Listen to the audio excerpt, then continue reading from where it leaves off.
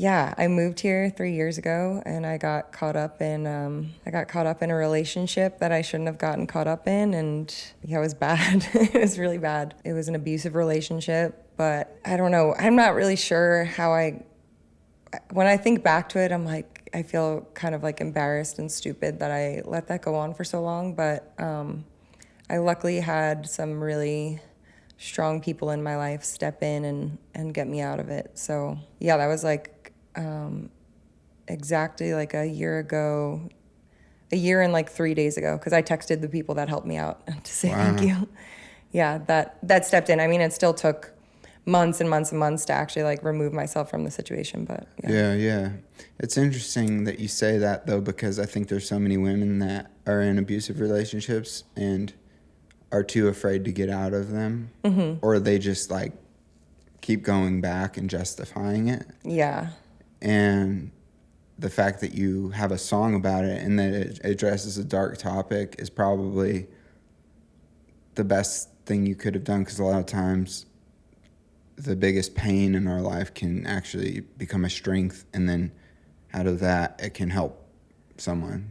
Yeah, I think so. Do you feel like that at all? Yeah, I mean, I wanted to be able to help someone. I'm somebody that is in a lot of ways an open book. So I don't know, it helps me to like make fun of situations and make light of them. But I know that it can make people, I don't know, feel uncomfortable, but it doesn't make me feel uncomfortable. You know, it's like something that happened, especially being an artist, like any situation you get yourself into, you learn from, and it helps with your art. And so I don't mind talking about it. It took me a little while because I feel like people, I don't know, at first I was like, I wrote that song with Ben Simonetti, and he's a very close friend of mine. And I went to his house to write that song. It was actually his idea for the title. And I went to his house to write that song, and I was like hysterically crying the whole time. He just kind of like made a whole track and gave me the mic and just kind of let me do like a stream of consciousness with the lyrics. So that's why I feel like they're kind of like very honest and just kind of the flow of what my mind was thinking at the time. But yeah, it was funny because he was like, I know you're crying and you're super upset, but like we kind of need that for this song, and it's gonna end up being like your most honest self. So I don't know, hopefully people can relate to it, because it's definitely what I went through. Yeah, I think honesty is the absolute best thing that any artist can do, and that we can do as writers or artists. And I think there's a hunger for honesty, and I liken it to like being in a room and everybody's like kind of quiet and nobody's talking to each other, and there's this like barrier, and then once someone breaks the silence, it's like, so like 6 shoes, then like everybody talks. And I feel like honesty is almost one of those things where people want it and they're waiting for somebody to step up and say the truth, and then when they do, it's almost like, I can say the truth. And then the best art comes out of honesty, because people can tell, I think, especially in this whole Nashville world, what is, the machine versus someone creating art just straight out of their heart, that Yeah. stream of consciousness, the crying in the vocal booth or whatever that looked like for you, but it produced something that can change lives. Yeah. What's it been like for you? So you've been here 3 years now, Yeah. and you moved from where? New York. So you grew up in New York. Yeah, I grew up in Long Island, and then I was living in Manhattan for like 5 years, and then I moved here. Did you feel like you moved here because there wasn't a music scene that fit what you were doing there? What drew you? What drew me here? The pandemic hit, and I felt so alone. I had just finished acting school and was like going to acting auditions and stuff, and that all stopped. And then all of my gigs got canceled, and I was just kind of like living out in the Hamptons with my ex-boyfriend at the time, and it was just really dark and isolating. And I thought like it just felt like it was the end of the world. Like I was like, wow, I've been working towards this career and all the things I want to do for so long, and maybe I just like didn't figure it out. And that was like probably the darkest feeling I've ever had. Like I'll never forget it. But I don't know. I put out a song just because I didn't know what else to do, and then Zach Brown like ended up. I like had sent it to him because I met him months before at one of his shows, and he was like, send me some of your music. So I ended up going down to his house during the pandemic, and we worked together on some stuff, which definitely gave me some hope.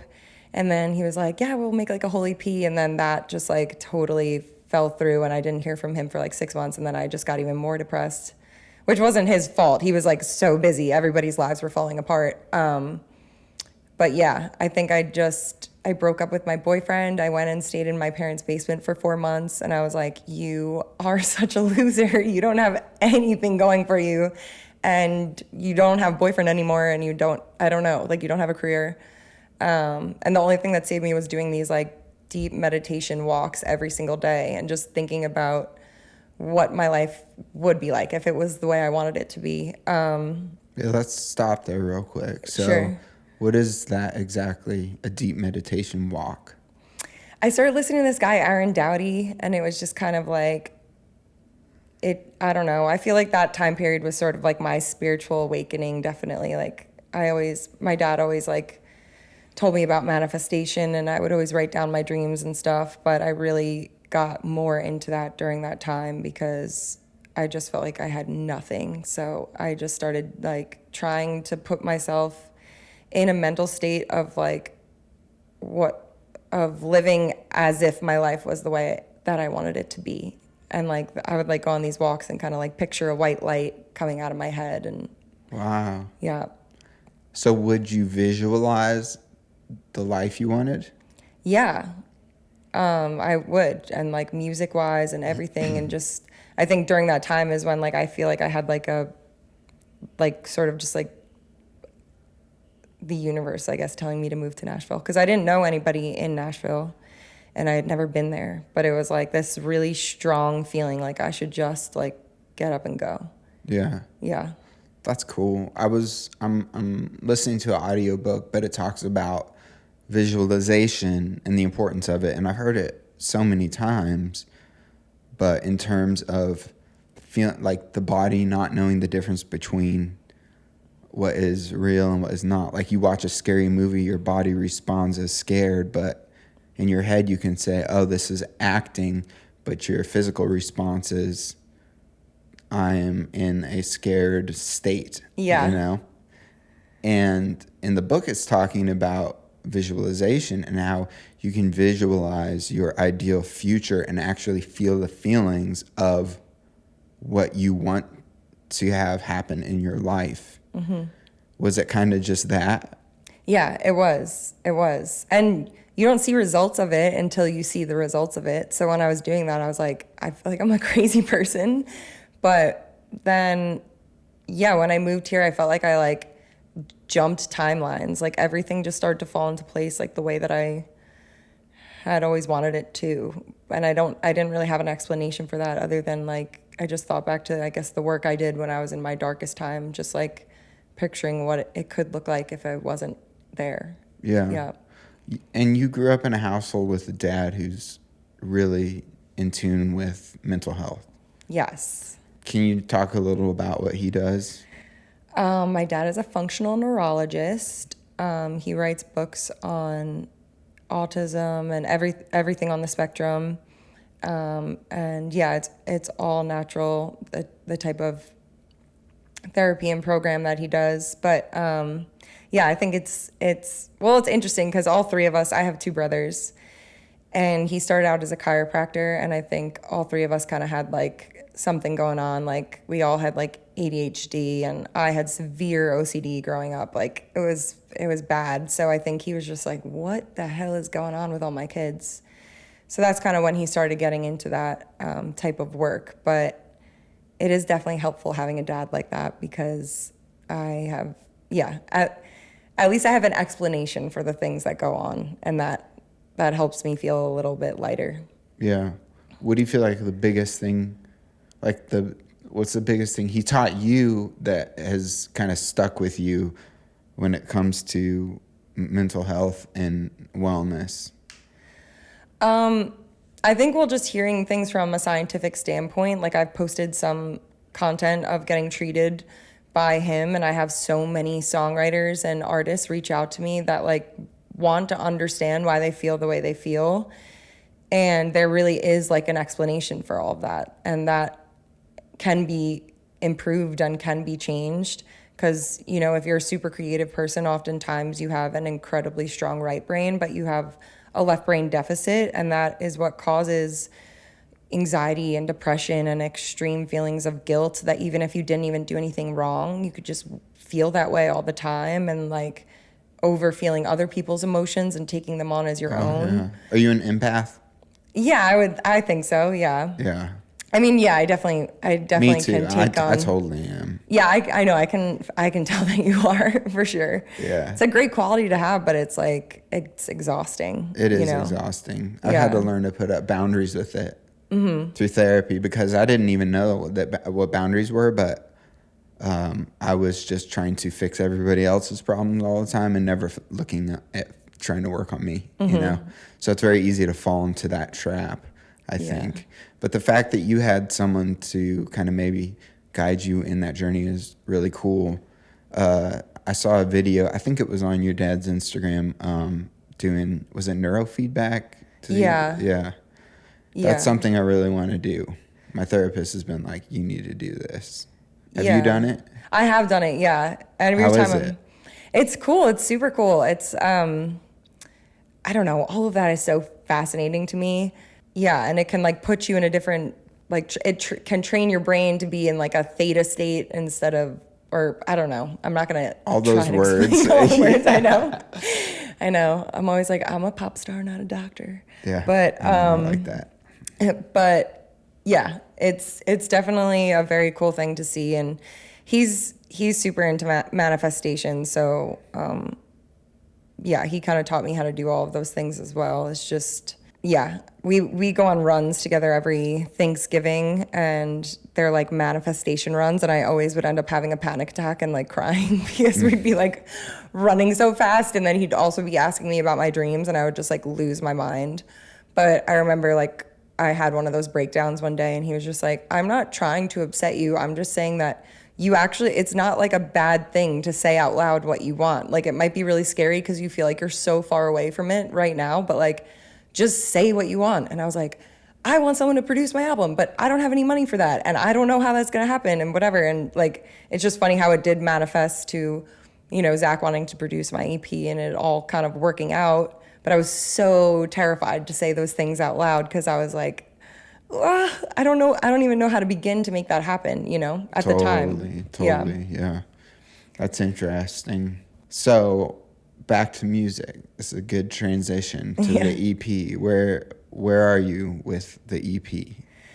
The EP is great. I mean, I put out the first 5 songs that me and Zach did together, and that was great. And then this song, Black and Blue, that I just put out, like me and Ben Simonetti are working on a new EP, but Zach came in and helped out on the Black and Blue song too, which was really cool because he's been incredibly supportive and in that whole situation that's happened. So yeah, I'm just trying to create more and more music that's honest. I think when I first got here, I tried to write with everyone that I could write with, and I had a few people be like, you know, don't lose your style, but I think I got a little lost, but now I'm coming back to just writing on my own, really. To be you. Yeah.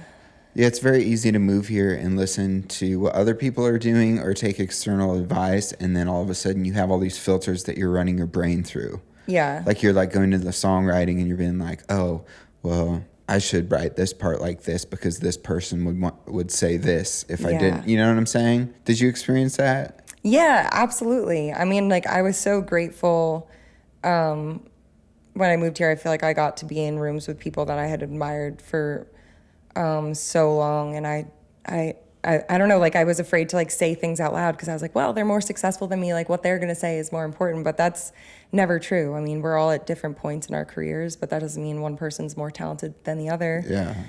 But yeah, I think I started to be like, oh, maybe what I'm doing is wrong, and then I don't know, if you let that continue to happen, then you kind of forget what your original style is, and then it gets so influenced by everybody else that, I don't know, you can definitely lose yourself a little bit. I definitely took a step back, and because before I moved here, I had never co-written. I only ever wrote my own songs.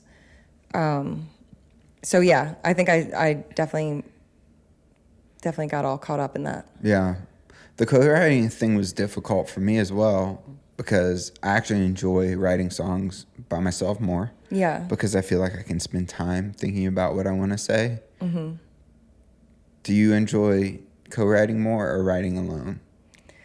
I think writing alone is a very weird thing for me, and I can self-sabotage and not let myself do it because, even this breakup that I just got out of, I maybe would have gotten out of it sooner had I really let myself sit down and say what I needed to say, but I'm so honest with myself when I write songs by myself that it can like rip me to shreds sometimes and make me really look at my life pretty clearly. So I can do everything in my power to avoid having to do that. But yeah, co-writing, I really like co-writing, but I also can be a people pleaser. And I think the extra anxiety of trying to make sure that I'm being the person that I want to be is, or like making other people feel comfortable can that stress me empath out. comes out in the co-write, doesn't it? Yeah. Yeah, for sure. I get that. And it's hard, especially if you're in rooms with successful people. I heard a quote one time by someone, I think it was Jaron Johnson from Cadillac 3, and it was on a podcast, and he was talking about like when you first are writing with great writers and hit writers, don't come in and be like, guys, we should do this, this, this, and this. And he was kind of talking about like lay back and kind of be a fly on the wall and interject when it's your time. Yeah. So I feel like maybe that approach is a good thing at the same time, but it's also a difficult tightrope. You know, it's kind of paradox as a songwriter. Do you enjoy writing songs more or performing more? Because the final product, once you get it done and you're out there, you're on stage and it's like you're killing it. You're with a band. You got to open for Zach Brown. Yeah. Like your songs are done, but then there's the tedious process of creating the song. Do you enjoy them both equally? I love creating a song. I don't think there's any time that I ever feel calm or like completely secure in myself unless it's like right after I write a song. And then I like some like calmness comes over me and I'm like, okay, I put myself like and everything that I possibly could into this song and now I can calm down for like one day. But the performance side, it's a hard thing to say because like opening for Zach was in front of thousands and thousands of people and you have a whole, you have the sound guy setting everything up for you. You have a whole team of people setting everything up for you. That was like the best time ever. Like being in front of all those people, I didn't feel nervous. I felt fantastic. Like I was like, this is awesome. Playing the small shows where I can like see everyone and maybe like something with the sound is messed up and this isn't working right and whatever, like that, the stress of all of those tiny little things that like just, obviously are necessary, but it crushes me. Like, I don't know, I pay attention to who's looking at me and if I think they're like talking to someone else and then maybe they're saying something that they don't like my music, like I can't. Yeah. It's, I can make myself crazy. Yeah, the inner critic can come out real fast. Yeah. When you're in an intimate setting and you do see people talking and that little voice is like, I'm singing a song and I'm being vulnerable and I'm putting my heart out there for the entire world and they're talking, is it about me? Yeah, that happened recently where I played a writer's round and I saw this writer that I actually really admire and I knew who he was, so I was kind of excited that he was there, and in the middle of me singing one of my songs, I saw him lean over and he was just looking at me and he was like talking or whatever. And I was like, oh my God, he hates my song, like whatever. And then I saw him at the bar after and he was like, hey, I just wanted to know if anyone was cutting that song because I'm actually doing my own personal project and I would love to maybe cut that. And I was like, why did my mind go to the fact that he thought that I sucked and I was horrible when really he was saying something nice? But those are things I need to work on. It's that negativity bias that we all have, though. Yeah. Because you could have thought, what if he's talking about my song and he absolutely loves it? I could have. That would have been great. Which is what I'm trying to work towards. Like, for me, we're always like a work in progress. And I want to get to the point where I'm like, you know, in that situation or whatever it may be, or I'm podcasting and I'm like thinking, what is the other person that I'm interviewing thinking about me right now? I'm thinking that you're the best. Yeah, but it happens though, right? And yeah, of course. You don't have the chill person next to you like you or someone that, you know, because we've hung out and we've written a song together and we're friends. And so I feel like in those situations, I'm trying to train myself to think glass half full. Yeah. But man, is it hard. It's so hard, yeah. It can get like obsessive too. But I mean, I am trying to work on that. Like, and I know we talked about that like earlier or whatever, just, I don't know, that it just takes a lot to get into like a good headspace. But yeah, I try to do those things where I'll just like knock myself out of it and I'll be like, okay, what if I just thought my life is amazing? Things are going great, you know? Yeah. And it does, I mean, it does make a huge difference, but it's just hard to get out of that. Yeah. Do you ever go on stage with an intention where you like set an intention and you're like, tonight my goal is blank? Have you ever done that? I'm just curious because it's kind of something I'm into. I should do that more often. Like I did it in a podcast once with this guy Matt, and he's really cool, dude. He takes photos for Morgan Wallen, and our intention going in was like, let's be friends at the end. Oh, that's cute. I know. And in fact, he like texted me the other day, and he was like, "Happy Father's Day, man." It was cool, and we're getting to know each other. But that intention changed the whole vibe of the podcast. Yeah. And I was just curious if you had ever thought about it or done it, because it's been really cool. Well, we should have set an intention before we sat down. I had one. My intention was to, so often when I'm doing podcasts, I'm just like thinking, it's like writing a song. Yeah. You know how when you're writing a song, your brain's just like, and it's just like trying to think as creatively and as fast as possible. Mm-hmm. Well, it's really hard to be in a flow state when you're in a mentally exhausting state. You know what I'm saying? Yeah, that makes sense. Topher Brown's a hit songwriter in town, and he was on the podcast, and he said that he had heard that writing a song was the equivalent of taking some big test, the SATs or something, 4 times, and the amount of brain power that's used to do it. Wow. And I'll have this huge adrenaline dump after podcasts where I'm like, man, I just have to go home and lay down because of the mental exhaustion. Yeah. So for this one, I was like, I'm going to go into it and I want to be relaxed and I don't want to overthink things and just talk. Yeah. Well, I definitely feel that. So that was my intention. I guess I did meditate a little bit before I came over here, but I should have set like a very specific intention. It's just something I'm doing. Like, it's not like everybody's got to do it. It's just like a helpful thing for me that I'm starting to learn about and like trying to be more mindful and in the moment and like present with you, listening to you versus me listening to you but thinking, what should I ask her next? Right. You know what I'm saying? Yeah, absolutely. Because a lot of people do podcasts with like notes and stuff, but I would rather just have a conversation. Yeah, it makes it more authentic too. Yeah, you moved to Nashville. We didn't talk about this, but I want to get into the nitty gritty. Let's get into it. So you first get here. Uh-huh. You had the Zach Brown thing, which was cool, which kind of like gave you hope, and maybe you had some network through that and stuff, yeah? Yeah, a little bit, but yeah, at that time, that was 6 months after Zach had said we would like make an EP, and then that didn't work out. So I think I was just like, damn, I gotta get out of here. And go try and figure it out on my own. I can't like wait around to see if he's gonna come back around, you know? So you didn't know very many people. I mean, you had the Zach connection, but you didn't have a lot of people that you knew. No, not at all. I knew one girl that I went to like college with, but I hadn't seen her, or I hadn't talked to her in a long time. So Oh, man. Yeah, I didn't have any friends. So I feel like I could be wrong, but you have a proclivity towards people. You just seem like a people person to me.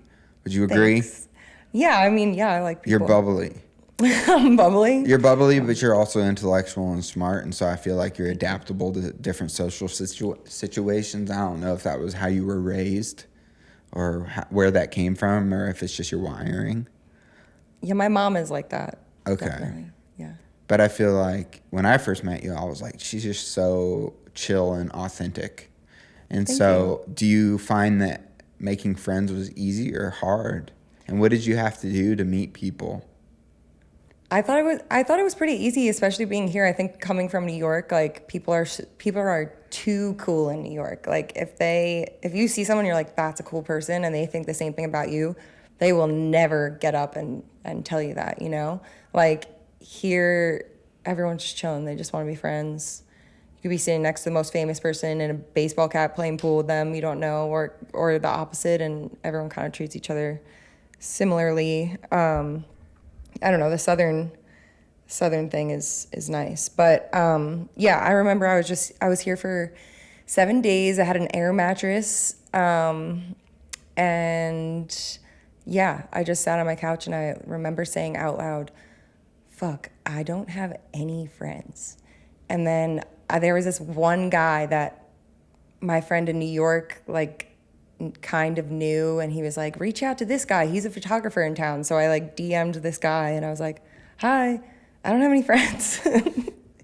And I followed you and it looks like you do. And he was like, come to Whiskey Jam. And I was like, okay. And I went out to Whiskey Jam that night by myself, which was like, I don't know, it made me feel like I was in 7th grade again. But I met so many people that night that are still like very close friends of mine, and it kind of just kept spreading. I don't know. Yeah, that's the 7th grade part. That you have to bury your pride and like bury your ego to do that, because it's so scary, because that's so vulnerable. Yeah, it was really scary. So did you go to Whiskey Jam and just start talking to people, strangers? Yeah, that guy had a bunch of friends that that he was introducing me to, so I kind of just was talking to them. But yeah, the entire time I wanted to like crawl out of my skin. I was like, this is awful. I haven't been this, uncomfortable in a long time. So then you meet some people. Yeah. So then what happens after that? I meet some people. I ask them if they want to write. I start writing with people. There was a songwriter that I very much admired that I didn't know lived here, but I had looked up to him for a long time, and I had reached out to see if like he would just like even get a coffee with me, and luckily we kind of hit it off, and he started to open a lot of doors for me. And I think I just, I put my head down and I tried to write with everyone I could. I went out every single night. I did like, I really grinded for that first year. And around 6 months after I had moved here, I went to Zach's show here, and he and I kind of just reconnected, and then kind of got back into making the whole EP and all of that. So that was awesome. Yeah, that's really cool. And I kind of had already written all the songs for it at that point, because I was just writing with people and writing by myself like every day. Yeah. Yeah. When it comes to your own style, so the first time I heard your music, I've always wanted to have my own record label, and Haley and I want to eventually, where we can foster talent of people that we believe in that are not part of the down the middle. Mm-hmm. You know what I'm saying? Yeah. There's just too much copycats. Like, it's the music business. They want to make money. I understand it. But I also feel like sometimes you lose that authenticity that we talked about earlier. But the first time I heard you and the whole vibe and everything, and I heard your music, both Haley and I were like we would sign her. Like, yes. Like, she is something special. Thank you. Yeah, and so first off, where we're at in this podcast, because people are going to be curious about your music. Let's just throw it out where they can go listen to it, and spell your name so everyone can get it right. Okay, my name is Ellis, Ellis. And yeah, you can find me anywhere that you stream music. Apple Music, Spotify, all the things. Yeah. So just type in Ellis and you'll be there. Yeah, I was Ellis Melillo when I, like, up until a couple months ago. But Melillo, it's a tough last name to say. So Yeah. I just switched to just Ellis recently. Melillo. Is that Italian? Melillo. Yeah. Yeah, people butcher my name all the time too. But Ellis is great, especially if you can own it and no one else had it. Yeah. You're the first. Yeah, there's like 2 other artists that were kind of going by that, but it's not a big deal. Yeah, you'll be the best. There can only be one, and it's going to be me. That's right. That's the attitude. So when you go on those runs on Thanksgiving with your dad, Yeah. if you'll be honest, because I'll be honest, and you're being very honest. What does that thing look like? What does that dream look like for you? I think things have changed for me a little bit recently. My life dream, like, so specifically, was to open for the Zac Brown Band at Jones Beach Theater, because Jones Beach Theater, and that's one of the shows that I did, but it's like my hometown, like, that's where you saw all the big shows, was Jones Beach Theater. So I totally understand that. Yeah. I always thought, not to interrupt, but like back home, there's this one venue, and I was like, if I could ever play there, open there, headline there, like, I would have made it. Yes, that was to prove to those people. Yeah. Yes. Yeah, exactly. And I became a Zac Brown fan, like, pretty early on. My dad was a big fan, and that was kind of my introduction to country music. Because, like, in New York, you don't listen to much country music. So I kind of became a fan of that pretty early on. And so to just play that stage, that was like so vividly what I dreamed of for so long. And when we would do those runs, I would, like, my dad would be like, you have to have every detail set up. Like, that's how you really manifest things. Did you know what you were wearing? Well, actually, no, I should have. But I did like what I chose to wear. Okay. But yeah, it was cool when I got on that stage. I was like, yep, pictured this 100 million times. So, like, that's why I wasn't nervous at all. But yeah, it was an odd thing, because I think when I talk to anybody I admire, I'm like, and I've asked Zac this a bunch of times, I'm like, is there ever, like, are there points where you were like, okay, now I can breathe. I got my dream. Now I can, like, just kind of cruise through life. And I think everyone is always like, no, because then you just end up having a bigger dream. So with getting that to happen, I was like, oh, maybe I'll, like, finally feel like I can breathe for a second, But then, I don't know. It's just a weird thing. But I think also having to get a restraining order against my boyfriend during that entire time, and I ended up having to go to court against him, like, I think 2 days after I came back from playing that show, which was awful. I think it put things into perspective for me also, where I was like, why am I doing everything I'm doing? Like, I want to be able to, I'm really focused on my music career, and I want to be putting out all this music, but if I'm not, like, helping other people and doing things to, like, help people through their hard times, I don't know. So it's kind of, my mindset has switched lately, and I think that's why I've been more honest on my social media, and with the songs that I'm putting out, I'm being more intentional, because I don't know. It's like, what's the response been to that? I think it's been really good. I know there are people that are, afraid to speak up about what happened, which is fine. It showed me who my real friends were, but there have been really, really strong, important people and men that have stepped up and been there for me, and that's been just incredible. But yeah. So anyway, that's all to say, you're, like, asking what my dream looks like, but it was like that was my, like, huge dream. And my dream continues to be, like, just being successful in music, but it's also just become a lot more intentional with making sure that I'm not just doing things that serve myself, and I'm doing things that are going to help, like, the greater consciousness, I guess. Yeah, I totally get that. Yeah.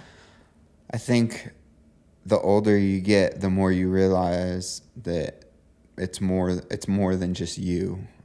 Like Yeah. more than just about being, it's more about me and like what I want to do. Like there's a greater, what is my purpose? Like what do I want to accomplish with my life? Do I just want to be famous and get my music out there so everyone can hear it? Or do I want to do it because I want to change people's lives because I had this thing happen to me and they'll resonate with my honesty? You know what I'm saying? Yeah. I mean, well, it's basically what you're doing with this podcast because you're helping other people by putting out your honesty on this and letting other people tell their story. Yeah, that's the goal. Help people, and that's what people want to hear too, is they want to hear your story, moving to Nashville. What's that like? The mental health stuff, abuse, all of these things that are real, but it's not stuff that is always talked about, and there's no book on it. Yeah. There's no book on, I moved to Nashville, lived on an air mattress, knew nobody. What do I do? It's not like step 1, do this. Step 2, do this. And it's different for everybody. But one of the things that I do think that is critical is the fact that you said you had like hustled so hard that first year. Yeah. And a lot of people copy someone's dream, but they can't copy their passion. So people want something, but they can't copy the passion of getting out and going and meeting people and wanting to crawl out of your skin at Whiskey Jam, but meeting people and making friends and networking and doing all the things that are necessary and that are scary and that are vulnerable. That just is not something that you can program into somebody. So the fact that you have that is a great representation of what it takes. Would you agree? Yeah, I think it just shows everyone has a dream, but I've never had like a plan B, and that's I think what has made things pretty bleak sometimes. Like that when I was like still living out in the Hamptons and I was like, oh my God, I didn't figure out my dream. Like I cannot continue to live because the disappointment of all of it is just too overwhelming to even think about. So I think when I moved to Nashville, it's very nice of you. Thank you to say all those things about my passion and stuff. But I think it was also like life or death. I was like, I don't want to be alive if I can't figure out how to make this work. So I better figure it out, And that's kind of dark, but that's sort of the pressure I put on myself. Sometimes you have to just burn the boats. Yeah. Burn the boats, storm the island, There's no retreating. Yeah, exactly. I had that mentality when we moved to Nashville. About music. The hard thing for me was the financial aspect. Yeah. You know what I'm saying? Yeah. Like, just from my perspective of talking with people and learning, and the more I learned, the more I realized, where money comes from and where it doesn't come from. And that's been something that has been just a resounding gong in my head. What do you think about just the nature of the music business as it is, with streaming, with publishing deals paying like what they paid in the 90s? Yeah. And record deals being very bad. How do you feel about all that? If I want to go down a rabbit hole, I definitely do in my head sometimes, where I can be like, this is impossible, like it's all getting worse, whatever. And I feel like a lot of our friends can get that way, where they're like, just the way payment is with streaming and all the publishing deals. I mean, all of it can seem pretty like a dead end, but I think it's always important to remember that you're the only one in control of your journey, and whatever your dream is, you can have it with all the visualization that we talked about. And, social media is a great thing because you can not have a deal, you could not have anything, and you could put out a song and the next day it be like, 1 million views or whatever, and then you're kind of in control of where you want to go from there. So every time I start to think about outside sources that I wish were helping me or things like that, I'm like, you know what? I could put out a song tomorrow and it could be the next big thing, and then I can pick and choose everything that I want. But I don't know. I just try to stay positive with all of that because we really can't control all of the other things. I mean, that's very true. I don't know. That's good. That's a great perspective. Yeah, almost if you put blinders on and you don't think about the business side and you just do your art, if you can find a way to support yourself financially and you just really work hard, I think that would, it's like watching the news. Yeah. You know what I'm saying? Like when I stopped watching the news years ago. Me but too. If I watched it, it would make me feel like the world was going to end. Yeah, exactly. And and just talking with you right now, I realize I talk about the realities of the music business financially so much on this podcast with people that are in the music business that it's bleak, and it almost makes it sound like I'm like putting down the music business, which I'm not. I'm just shining a light on the realities. But Yeah. it's like the news shining the light on a reality. Just because it's the reality doesn't mean that I necessarily have to focus on it.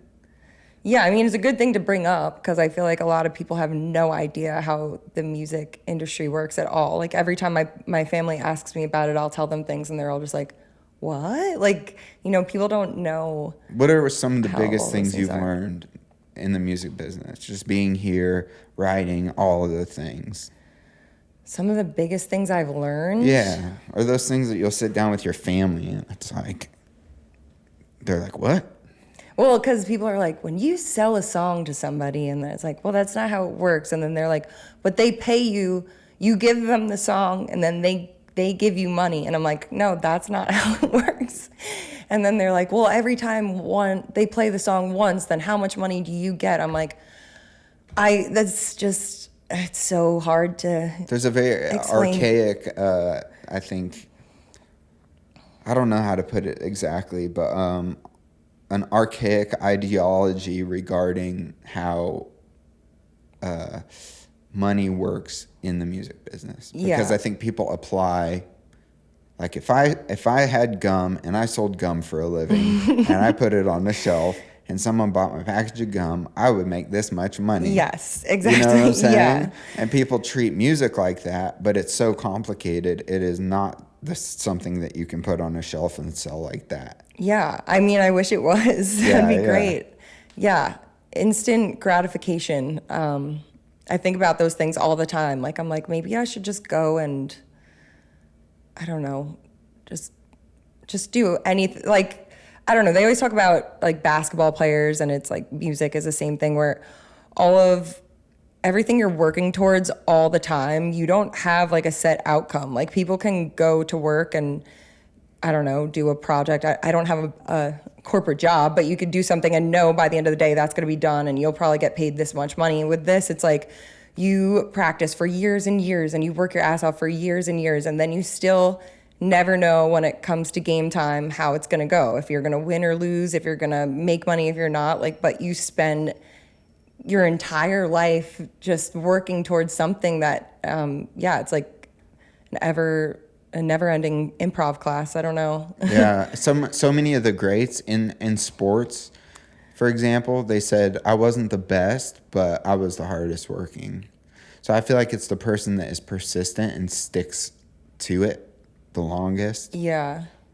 and is the hardest working. That's the person that's going to win in the end.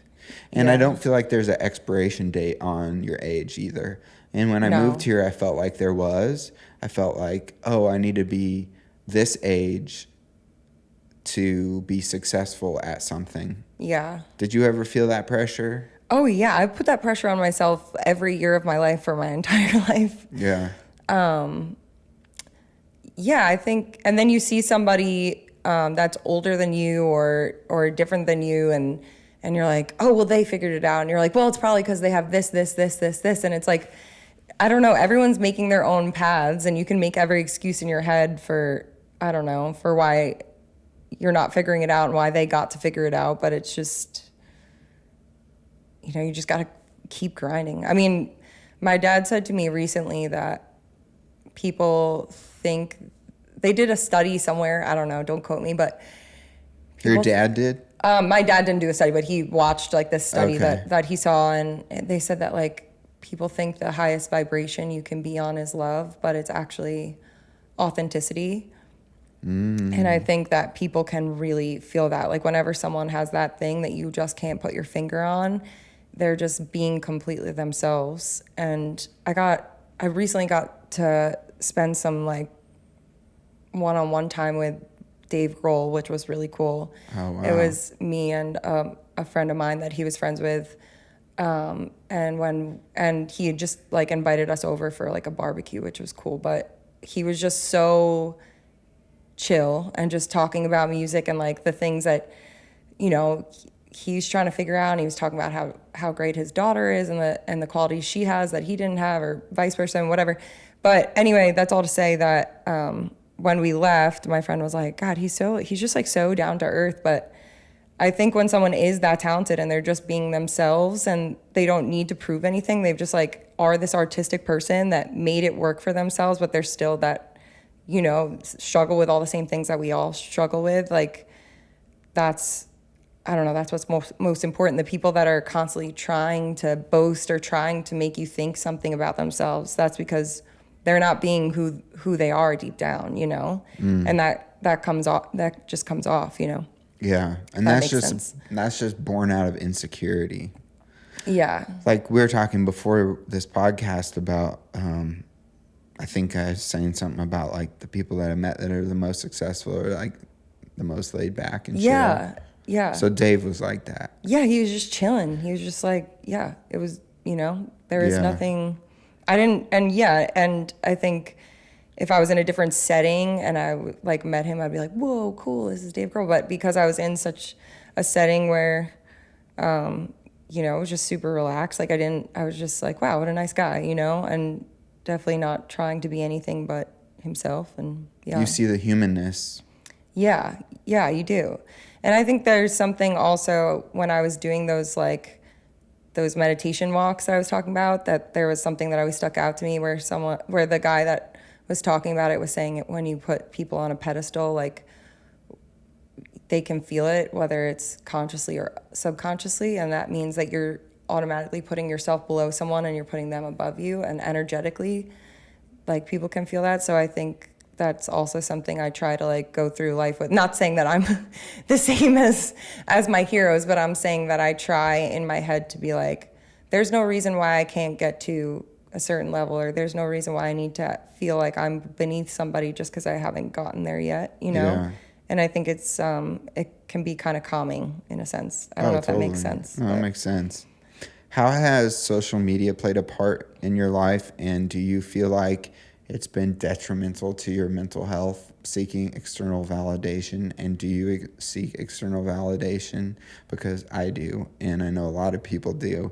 And I'll put something out, and if it doesn't do good, it'll affect me emotionally. Yeah. And I hate it. Yeah.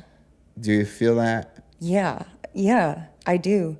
Yeah. And then at the same time, you feel the pressure to have to put stuff out constantly because you're a musician and you're like, I gotta be consistent because something could hit. Yeah, I wonder why I chose a career where I constantly need to be putting myself out there when I am like the most anxious person on earth. It's like completely opposite ideals. Like I just am, I don't know. But social media definitely makes me want to die inside sometimes. And I compare myself, I just always have struggled with that, just comparing myself. And I struggled with like an eating disorder for a long time and just seeing other people. But then like I used to live with the girl that would take all these photos. And I don't judge anyone for how they want to put themselves out there, but she would take all these photos and I'm like, dude, she's like, can you take this photo of me? I'm like, yeah. I'm like, you don't have like any makeup on or anything. She's like, no, that's fine. And she would just go to an app and like pick a face that she wanted to put on her face. She'd be like, now I do. And I'd be like, oh, that actually looks great. But like, that's not real, But it's so detrimental that like so many people think it is, because you can see someone and they look amazing. I mean, even my life, I was putting out all these songs. I'm like, I put out my EP, I'm opening for the Zac Brown Band. I was really like going through the hardest time of my entire life, but that's not what I was showing on Instagram, So no one knew that was what was going on. Yeah.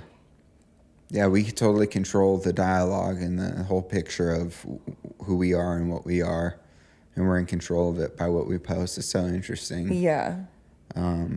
I think often I'm like, I wish I could have somebody else run my social media for me. And I Yeah. can't wait until I get to that point. I did get a girl to do that. And it's been helping be, because like I'll agree to, she'll like send me what she wants to put out during the week, and it's hard for me to like even look at the things, but I'll be like, yeah, it's great. So like without even me kind of like looking at them, I'll be like, yeah, great, put out whatever. And then I'll like open my phone and there'll just be a close-up video of my face like singing, and I'm like, okay, I'll just let it be, because I would never have put it out. Like, I mean, that is Yeah. content I sent for her to put out, so I obviously okayed it, but it's like, I'll film things all the time, and then I'll be like, no one's ever gonna see this. So it's good to have somebody just like force it out there for you anyway. Yeah, because you have the micro perspective of yourself versus the macro perspective of yourself. Yeah. And it's very hard, I think, as the artist or the inner, what would I call it? The inner sense of self is not a good judge of self. We are not good judges of who we are, I feel like. I mean, Yeah. and what I mean by that is what the world's perception of you and your music and who you are and that video that's close up of your face is like, oh, that's awesome. She looks fantastic. I hope And so. what the inner self is saying, this looks terrible. Yeah. And it's like so out of touch with the reality of what other people perceive. You know? Yeah. Have you ever been in the gym and you're like, I feel like everybody's looking at me? Yeah. Or in the airport and you're like, I think everybody's looking at me? Yeah. When in reality, probably nobody is. I know, and then I'm like, am I a narcissist? Because Yeah. even if I'm thinking negative things, I'm still thinking everyone's thinking about me. Yeah, and I think that, and it's an artist thing too. And I read a book and it talked about there's a level of narcissism in anybody that does something great. It was about Navy SEALs, but it was saying like they are narcissists, but not in the bad sense, but in the sense of you almost have to have that in order to be that. Because that word's so used in a negative light, so stigmatized. Yeah. But I think there's a level of it, and I think that I'd be honest, and if I read the definition of let's see what it is. Yeah, let's see what it is. I'm curious. Define narcissist. Narcissist means a person who has an excessive interest in or admiration of themselves. Okay. Yeah. So I think you almost have to have an admiration of yourself. And if she says excessive, and I'm sure there's a longer definition, but Yeah. I see why it plays a role in the life of people. So we're such in a culture of like defining genres. Yeah. Do you feel like it's so hard? It goes back to your sense of self, because if I was to describe your music in a genre, I couldn't put it in a genre. Yeah. You know what I'm saying? Like, and it's so hard because we as a culture love to label things. Yeah. And in art, you can't label art a lot of the times. Music is 100% art, and I view it as art, and I view the term artists, like we say here in Nashville, like are you an artist or a writer? Yeah. I view the writer as much as an artist as the artist is an artist. I view Yeah. the artist as an entertainer who's an artist, but they're an entertainer. Yeah. But when it comes down to it, do you feel like you can give a good description of what your music is? When you because I'm sure you get asked that question. I get asked that question every single day. And then I'm always just like, whatever personality I chose that day is the genre that I am. But no, I mean, when I started writing, it was like, I was like 11 and just like in my room writing these like singer-songwriter acoustic music. I think right now it's like pop rock, probably pop rock, but lyrically driven still. So I try not to lose that little girl, but when you get to work with other producers and other people, you get to kind of like explore just more things other than just like you and your guitar. So yeah, it's definitely taken more of a pop direction, I think, but I'm trying to make sure that the lyrics are the most important thing. Where do you see yourself in 5 years? Where do I see myself in 5 years? Just having so much more consistency in my life. You know, I'd like to be touring more. I'd like to... Don't be shy. I don't know. I know I'm being nervous. Well, Because it's hard to say where you really want to see yourself. yeah. Because in your mind, you can see where you really want to see yourself. Yeah. But you're afraid of saying where you really want to I see know. yourself. I am afraid Because of you it. think that if you say it, then it's going to come across as narcissistic. Yeah, something like that. I mean, you know, Everybody moves here because they have a dream. yes. And the dream is not to play a show for 20 people in a basement. No. It's to be on a stage in a freaking stadium. Yes. With your songs number ones and winning awards and Grammys. Yes. Okay. Can we just agree? Then you just said yes. Then I let you say it. That's what I was thinking, but you said it. Yeah. That's the truth, and you want your art to be heard by the world because Yeah. you have something to say. Yes. Yeah, I do think I've been daydreaming pretty hard lately on finding a way to like incorporate my dad's work with just the artistry of everything, because I've seen in Nashville how many people are just like dying for answers for like their mental health, and just like so many talented people just kind of destroying themselves because they're going through so much and that they don't understand. So I do want to incorporate that pretty strongly moving forward as well. But I need to get a more, I don't know, specific It's hard daydream about it. Yeah, I think that could really be cool. Yeah. Like you could get to the point where you could write a book on it, or you could do it with your dad. Like you and your dad could co-write a book because you come from the music side. But I mean, your dad is like kind of famous in that world, isn't he? Yeah. So I feel smart like guy. you got, and he's already put out books. But I do feel I felt the same way. I'm like, man, there's no real great guide out there for people that are moving to Nashville that are 20s, 30s, whatever, late teens, graduated high school, going to college here, whatever it may be. They have dreams. But there's all of these things these hurdles, and moving to a city and knowing nobody and all this stuff that it's like, what do I do? And a lot of people don't have the vivacious personality like you have that are able to go to Whiskey Jam, you know? Yeah. Like, I remember moving here and I went to some things, but I was shy because I was like, oh, these are Nashville people. Like, they're cool and all that. And I came from a smaller place where it wasn't the music business. And I always thought having a resource would be so helpful. And so much of the whole musician thing is like the cognitive side of how you view yourself, how you deal with rejection, taking care of yourself. So many like little things that I think like you hit on it, incorporating the mental health aspect and stuff that you've learned through your dad, and visualization and the importance of that, and how like sports psychologists do that with the athletes. They have them envision, like I was watching the U.S. Open and it was the final day, and it comes down to like the last stretch, the last like 4 holes, and both of the guys that were in the lead were putting and missing these like little like 4-foot putts. And I heard a guy named Ed Milet talk about this because he coaches. He's like a coach for high-performing people.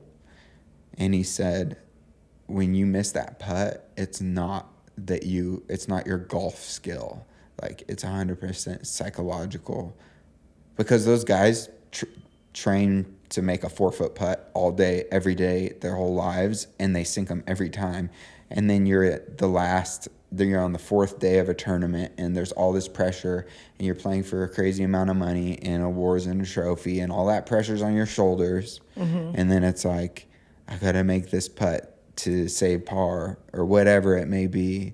And then that's when you start missing, and it's the pressure. And I feel like that psychological aspect is just so prevalent What song are you most proud of on your EP? Penny Lane. Definitely. I think you played that when we were at the listening room. Oh, yeah. Yeah, I did. Yeah. We should play the listening room again. That was so fun. Yeah. That was one of my funnest nights of just playing music and feeling carefree. Yeah. Well, you hosted that night and you were very funny.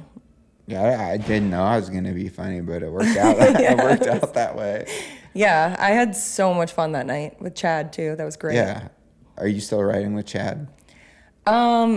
Actually, he's gonna play guitar for me later tonight. I'm playing in town, but Where are you playing? I'm playing for Rebel Rouser tonight. Okay. But yeah, he's doing his solo stuff now, which is great. So yeah, we all gotta get it right together again. Yeah, we should. I went back and listened to our song recently. I was like, that's a good song. You did? Yeah. We have to. Yeah, I gotta listen. You probably forgot about it. I forgot about it. I don't. If you sing me one line from it, I would probably remember it. I can't remember. Yeah, exactly. No, I remember really liking it though when we wrote it. It was cool. It was cool. Chat. One of you should cut it. All right. Yeah. Why not? Or do a demo of it. I think it was a strong song. I sent it to a couple publishers and they liked it. So I'm going to have people that unanimously dig the tune, and I know that's a good one. There's a few people that I'll send stuff to that are brutally honest with me, and I think it's a good metric. Mm-hmm. As we wrap up, and if you were just to like give 3 pieces of advice to the world, what would the 3 big pieces of advice be? Okay. The 3 big pieces of advice. I guess I would definitely say, be yourself, be authentic, as we were talking about, because that is what people are going to resonate with the most. So even if you think you're the weirdest person on earth, or you think, you're different than everyone, is exactly what's going to make you special and make you shine. I think even if you're in the, for number 2, I guess would be even if you're in the darkest place of your entire life, if you have a dream and it's very specific and it's very vivid in your head, there is a reason why it was given to you and why it was placed there, and it means that you can make that happen. Even if you're nowhere close to it, if you just keep believing in it and daydreaming on it and focusing, it will manifest in your life somehow. And I guess the third thing I would say is just continue to put out intentional, positive energy towards whatever you want, because even if it doesn't come back to you in the specific way that you put it out there, it will come back to you somehow, because whatever you're putting out there is manifesting and coming back to you. So as long as you continue to just work your ass off and keep putting out what you want in this world, it will come to you. And yeah, I don't know. I hope that's helpful. I know. You know? Yeah, you said I don't know. I know. Oh, you know. It was helpful. Okay, good. I loved that. Thanks. Well, thank you for being on the podcast. I know we talked about all kinds of things, and I kind of liked it. Thank you. Thank you so much for having me. I believe in your podcast so much, and I love everything you're doing. You're killing it. So thank you. Yeah. Love you, dude.